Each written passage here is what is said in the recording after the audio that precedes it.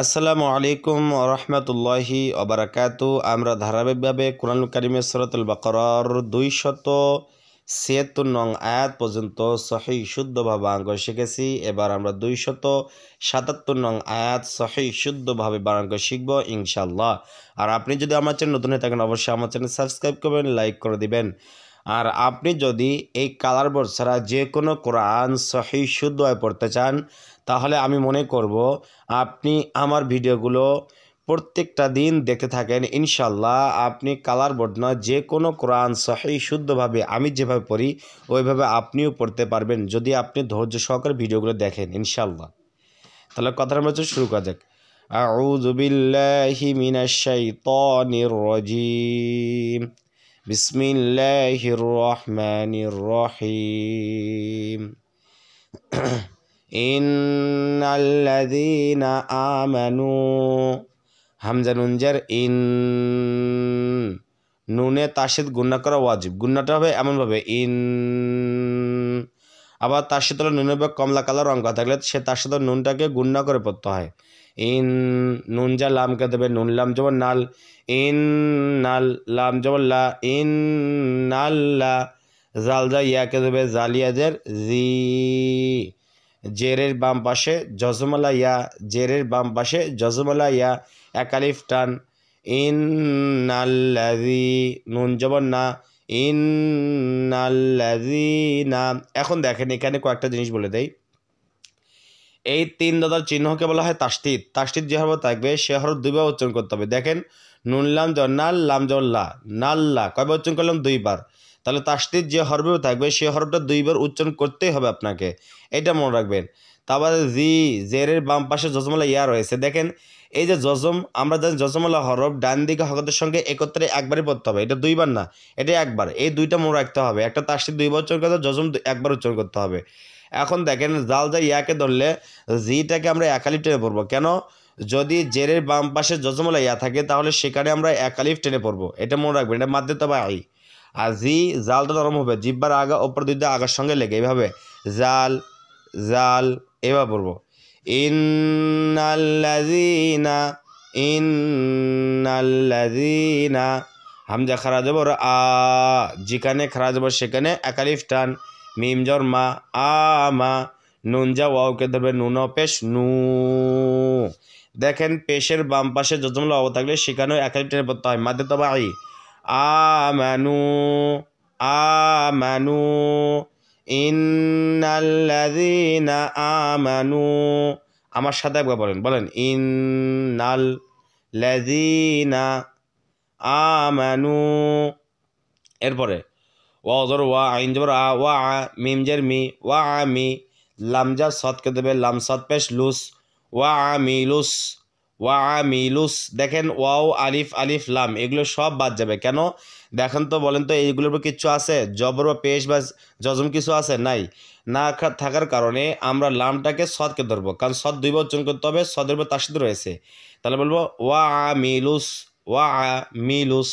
সদ খারা যাব স, যেখানে খারা যাব সেখানে একালিফ টান। লাম জেল্লি সলি, হা খারা যাব হা, একালিফ টান। তাজের তি হাতি, সলিহাতি ওয়া আমিলুস সলিহাতি। আমার সাথে একবার বলেন বলেন ওয়া আমিলুস ওয়া আমিলুস সলিহাতি। এরপর দেন ওয়া জর ওয়া, হামজা জবর আ, ওয়া আ, কফ আলিফ জবর ক, জবরের বাম পাশে খালি লিফ একালিফ টান।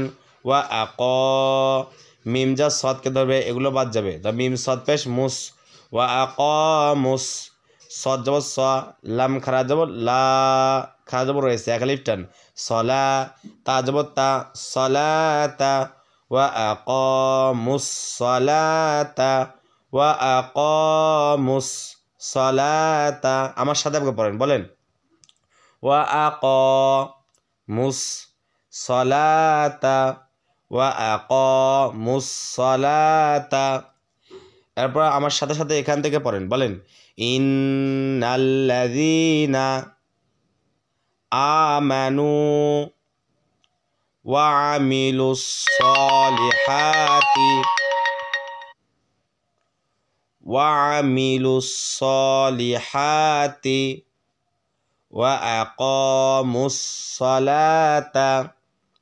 এরপর দেখেন ওয়া আতাউজ, ওয়াও জবর ওয়া, হামজা খারা জবর আ, যেখানে খারা জবর থাকবে সেখানে এক আলিফ টান, ওয়া আ, তা জবর তা, ওয়া আতা, ওয়া আতা। ওয়াউজা জাকে ধরবে, ওয়াউজা পেশ উজ, ওয়া আতা উজ, ওয়া আতা উজ। জা জবর জা, কাফ খারা জবর কা, যেখানে খারা জবর সেখানে এক আলিফ টান, তা জবর তা, জাকাতা, ওয়া আতা উজ, তা উজ। ওয়াও পেশ উ, ওয়াও পেশ উ, উ, তাহলে ওয়া আ তা উজ জাকাতা। আমার সাথে বলেন তো দেখি, ওয়া আ তা উজ জাকাতা। লাম জবর লা, হামিম পেশ হুম, লাহুম জাকাতা লাহুম। হামজা জিন জবর আজে, জিমটা হলো কলকলা হরফ ধাক্কা দিয়ে পড়তে হবে, কারণ আমরা জানি কফ ত বা জিম ঢাল এই 5টি হরফ বলে কলকলা হরফ, অর্থাৎ এই 5টি হরফে জজম থাকে, তা ধাক্কা দিয়ে পড়তে হবে। তাহলে যেহেতু জিমের উপর জজম রয়েছে, জিমটা কলকলা হরফ ধাক্কা দিয়ে পড়তে হবে, বলতে হবে আজে। অথবা যদি কোনো হরফের উপর লাল কালার দেখতে পারেন তাহলে মনে করতে হবে কলকলা হরফ ধাক্কা দিয়ে পড়তে হবে, বলতে হবে আজে। র পেশ রু, হাজা মিমকে দেবে হামি পেশ হুম, আজে রু হুম, আজে রু হুম, লাহুম, আজে রু হুম। বলেন দেখি আমার সাথে, বলেন লাহুম, আজে রু হুম। আইন নুন জের ইং, ইকফা। কেন ইকফা? দেখেন নুন সাকিনের পর দাল রয়েছে, দালটা হলো ইকফায় হাকিকির হরফ। যদি নুন সাকিনের পর দাল থাকে তার নুন সাকিনটাকে আমরা অনিঃশব্দ গুণা করবো, বলবো ইং, ইং, এইভাবে উচ্চারণ করতে হবে অনিঃশব্দ দিয়ে। আর একটু সহজ করে বলি, যদি নুন সাকিনের পরে হামজা হা, আইন হা, গইন খ, এই 6 হরফের কোনো একটা হরফ যদি না পাওয়া যায় তাহলে বলবো ইং, ইং, ইং, এভাবে উচ্চারণ করবো। আর যদি থাকতো তাহলে বলতাম ইন। যেহেতু 6 হরফের কোনো একটা হরফ নাই, সেক্ষেত্রে বলবো ইং। দাল জবর দা, ইং দা। রজা বাকে দেবো, রবা জবর রব, বাজের বি, রব্বি। এটা গুলো হা, এটা মিম, তাহলে হা মিম জারে হিম, রব্বি হিম, ইং দা রব্বি হিম, আজরুহুম ইনদা রাব্বিহিম। বলেন দেখি আমার সাথে, বলেন, বলেন আজরুহুম ইনদা রাব্বিহিম। ওয়াজর ওয়া, লাম আলিফ জবর লা, জবরের বাম পাশে খালি আলিফ, এক আলিফ টান, ওয়ালা। খজা ওয়াওকে ধরো, খাওয়াজর খাও, ফা 2 পেশ ফুন, খাও ফুন, ওয়ালা খাও ফুন, ওয়ালা খাও ফুন। আমার সাথে একবার বলেন, বলেন ওয়ালা খাউফুন। আইন জবর আ, লাম যা ইয়াকে দেবে, লামিয়া জবর লাই, আলাই। হাজা মিমকে দেবে হামিম জারি হিম, আলাই হিম, আলাই হিম। বলেন আমার সাথে, বলেন, বলেন আলাই হিম, আলাই হিম। ওয়ালা খাউফুন আলাইহিম। ওয়াজর ওয়া, লাম আলিফ জবর লা, জবরের বাম পাশে খালি আলিফ, এক আলিফ টান, ওয়ালা। হাজা মিমকে দেবে হামিম পেশ হুম, ওয়ালা হুম, ওয়ালা হুম। ইয়াহ, হা জবর ইয়াহ, বাতাস ছেড়ে দিয়ে ইয়াহ, ইয়াহ, বলেন ইয়াহ, বলেন আমার সাথে, বলেন ইয়াহ। ওয়ালা হুম ইয়াহ, ওয়ালা হুম ইয়াহ। যা জবর যা, নুন যা, ওয়াওকে দেবে নুন পেশ নু। দেখেন পেশের বাম পাশে জজমুল ওয়াও, এক আলিফ টান, তাহলে ইয়াহ জানু। নুন জবর না, ইয়াহ জানু না। এখন যদি অক্ফ করি, থেমে পড়ি, তাহলে উচ্চারণটা হবে নুন, 3 আলিফ টেনে পড়তে হবে। কারণ অক্ফ করার ক্ষেত্রে শেষের হরফকে কী দেওয়া, সাকিন দিতে হয়, মনে মনে সাকিন দিতে হয়। তার নুনের সাকিন দেব, আমরা নুনটাকে 3 আলিফ টেনে পড়বো এইভাবে, ইয়াহ জানুন, ওয়ালা হুম ইয়াহ জানুন। আমার সাথে একবার বলেন, বলেন ওয়ালা খাউফুন আলাইহিম, ওয়ালা হুম ইয়াহজানুন। তাহলে আপনারা বুঝতে পারলেন কিভাবে উচ্চারণ করতে হবে, কীভাবে পড়তে হবে, কোন জায়গায় গুণনা করতে হবে। যদি আপনাদের কাছে ভিডিওটি ভালো লেগে থাকে তাহলে অবশ্যই অবশ্যই আমার চ্যানেল সাবস্ক্রাইব করবেন, আর ভিডিওতে লাইক তো দিবেনই একটা। আসসালামু আলাইকুম রহমতুল্লাহি ওয়া বারাকাতুহু।